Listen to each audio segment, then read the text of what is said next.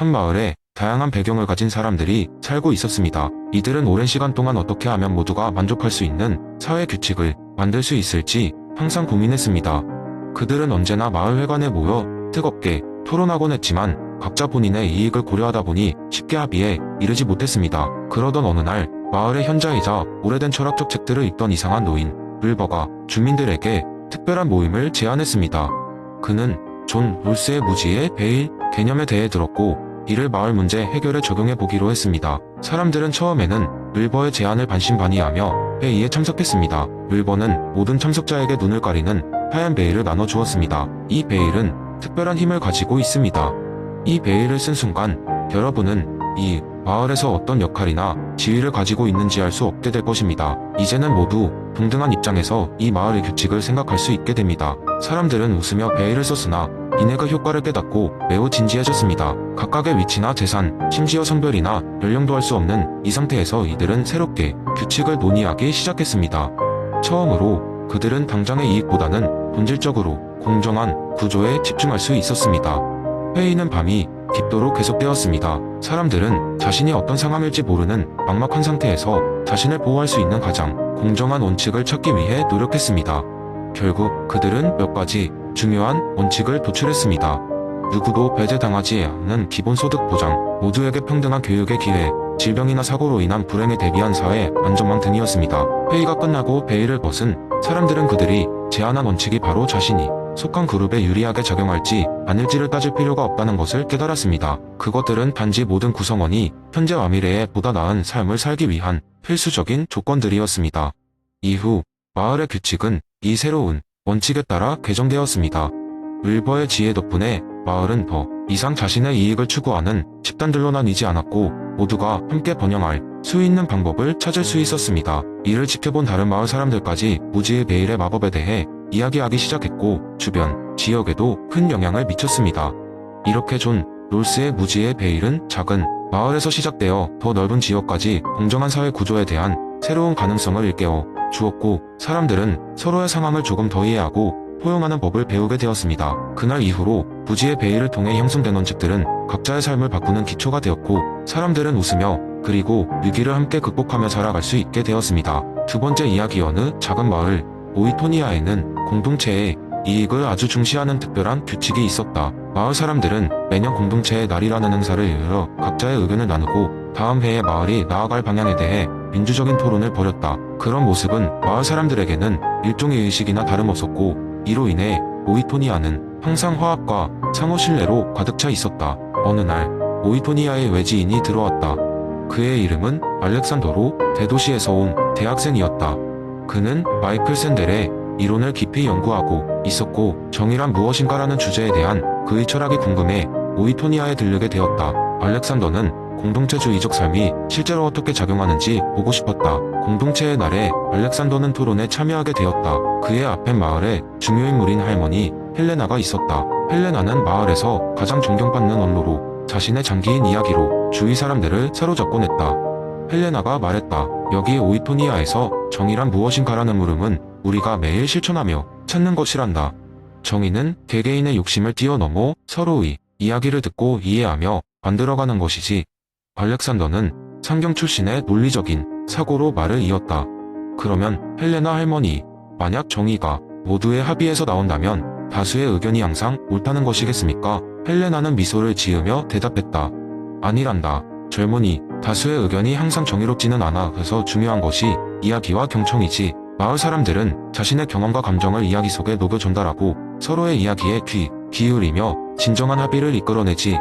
알렉산더는 헬레나와의 대화에서 그녀가 이야기와 경청의 중요성을 주장하는 것이 마음에 깊이 다가왔다. 그 순간 그는 머릿속에서 마이클 샌델의 관점을 떠올렸다. 샌델이 말한 정의는 단순한 법적 혹은 정치적 권리의 차원을 넘어 공동체가 함께 협력하여 구축하는 것이었다.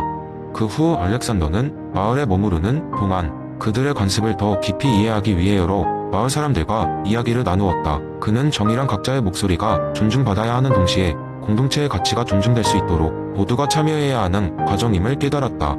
오이토니아를 떠나며 알렉산더는 자신 역시 이전보다 더 나은 사회적 결속과 공공선을 추구하게 될 것이라는 생각이 들었다. 그는 샌델의 이론을 넘어서 오이토니아에서 경험한 실제 삶을 통해 정의의 본질을 더욱 확고히 이해하게 되었다. 그 후 알렉산더는 자신의 체험을 통해 많은 사람들에게 정의란 무엇인가를 설명할 때 마다오이토니아의 썰을 빼놓지 않았다. 그의 이야기는 샌델의 이론을 쉽고 도명확하게 전달하는 하나의 재미있는 예시가 되었고, 사람들은 그의 이야기를 통해 정의의 깊은 의미를 다시 한번 되새길 수 있었다. 세 번째 이야기, 어느 작은 마을에 신기한 가게가 하나 있었습니다. 이 가게는 행복 자판기라는 이름이 붙어 있었고, 다채로운 빛깔과 함께 매일 사람들을 유혹했습니다. 이 자판기는 일반적인 자판기와는 조금 달랐습니다. 동전을 넣으면 음료나 간식이 나오는 것이 아니라 행복의 결정이라는 작고 반짝이는 구슬이 나왔습니다. 그리고 사람들은 이 구슬을 손에 쥐고 얼마간의 시간이 지나면 말할 수 없는 행복감을 느꼈습니다. 이상한 점은 이 구슬이 한 사람에게 주는 행복의 효과가 제한적이라는 것이었습니다.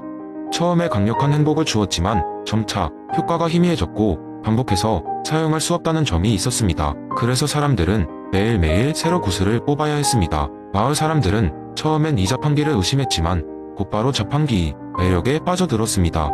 몇몇은 자판기 앞에 서서 줄을 서기까지 했습니다.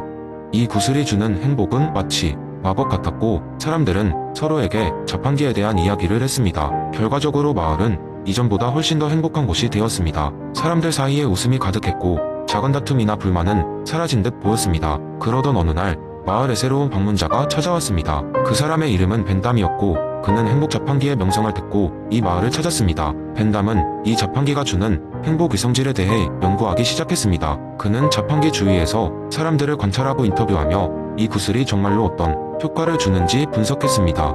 벤담은 자신이 만든 공리주의 이론을 바탕으로 최대 다수의 최대 행복이 정말로 이 마을에서는 어떻게 이루어지고 있는지 확인하고자 했습니다. 그는 마을 사람들이 모두 행복해 보이는 것을 보고 깊은 관심을 가지게 되었습니다. 하지만 하루는 한 아이가 벤담에게 다가와 이렇게 말했습니다. 저기 할아버지, 저희 엄마가 말하기를 구슬이 분명 좋은 건데 사라지는 돈은 좋지 않다고 하셨어요.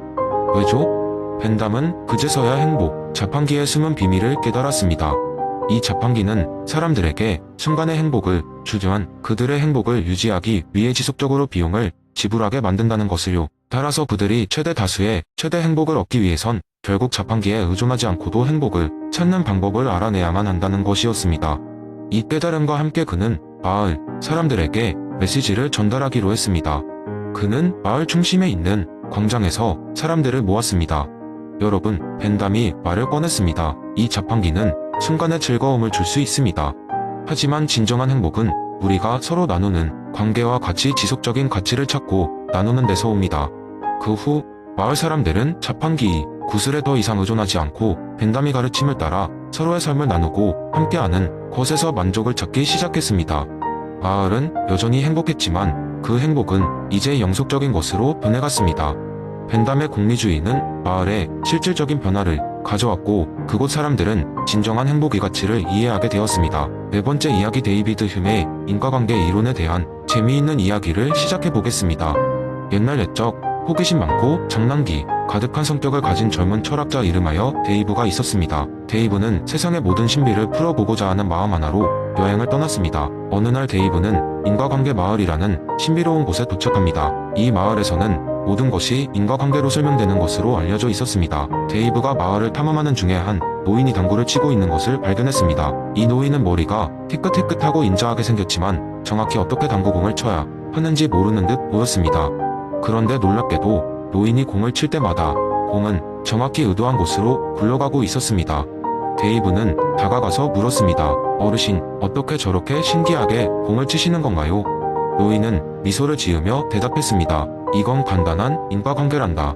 곧바로 이유가 결과를 만들어내지. 데이브는 호기심에 눈을 반짝이며 노인에게 배워보기로 했습니다. 그는 열심히 공을 쳤지만 공들은 엉뚱한 방향으로만 굴러갔습니다. 좌절한 데이브는 왜 자신은 안 되는지 노인에게 물었습니다. 노인은 지혜로운 눈빛으로 말했습니다. 자네는 보이는 대로 믿는구먼. 우리가 보는 것은 반복된 결과일 뿐이야. 하지만 그 연결고리를 직접적으로 알 수는 없어. 경험을 통해 패턴을 알아내고 있는 것일 뿐이지. 이 말을 듣고 데이브는 휴메 인과관계 이론을 떠올렸습니다. 문제는 눈에 보이는 현상 너머의 본질을 아는 것이 아니었습니다. 중요한 것은 반복된 경험을 통해 그럴 듯한 결론에 도달한다는 사실이었습니다. 흥미가 생긴 데이브는 마을 곳곳을 탐험하며 여러 가지 실험을 진행하기로 했습니다. 그가 사과를 던지면 사과는 항상 땅에 떨어졌습니다. 이건 인과관계야. 데이브는 외쳤지만 그가 던진 사과 중 한 개가 새둥지에 걸리자 그는 다시 이야기했습니다. 배로 인과관계는 이리저리 흔들리곤 하지. 며칠 후 데이브는 마을 축제에서 인과관계를 설명해주는 특별 연극을 보게 되었습니다. 무대에는 두 명의 배우가 등장했는데 한 명이 물건을 떨어뜨릴 때마다 다른 배우는 무대 뒤에서 숨겨진 바구니로 재빠르게 그 물건을 받아냈습니다.